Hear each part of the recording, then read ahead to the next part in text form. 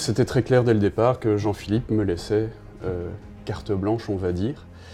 Et donc j'ai commencé à faire les premiers storyboards. Il y a eu 3 moutures, plus ou moins, qu'on a recorrigées petit à petit. L'essentiel pour moi, c'était vraiment que Jean-Philippe valide chaque étape du travail. Donc ça fait 1 an et demi que je travaille sur ce projet, et il a vu chaque étape, le storyboard, les dialogues, les crayonnés, les ancrages, etc.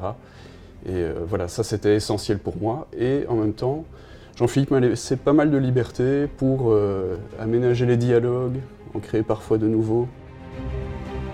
Tu m'as montré le storyboard intégral. Ensuite, au fur et à mesure que les crayonnés puis les planches étaient faites, il me les adressait pour me demander mon avis.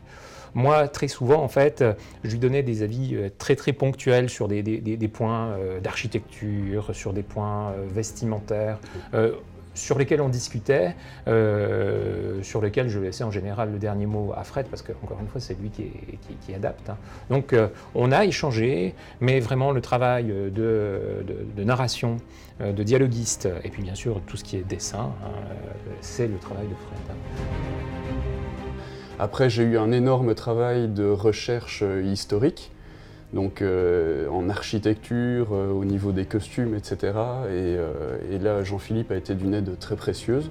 On a effectivement pas mal parlé décors, costumes. On échangeait en fait sur des sources iconographiques ou sur des photographies. Et moi, je me suis contenté de regarder par-dessus son épaule, ce qui était bien sympa, puisque c'est drôlement intéressant aussi. Pour moi qui ne suis absolument pas un scénariste, parce que j'ai pas les qualités d'un scénariste, en particulier il y a une qualité essentielle qui est la concision, alors que moi j'ai plutôt tendance à donner dans l'emphase. Donc c'était très intéressant de voir ce travail de scénarisation et en quelque sorte de condensation du récit pour l'adapter à un format qui est complètement différent du format de la nouvelle ou du roman.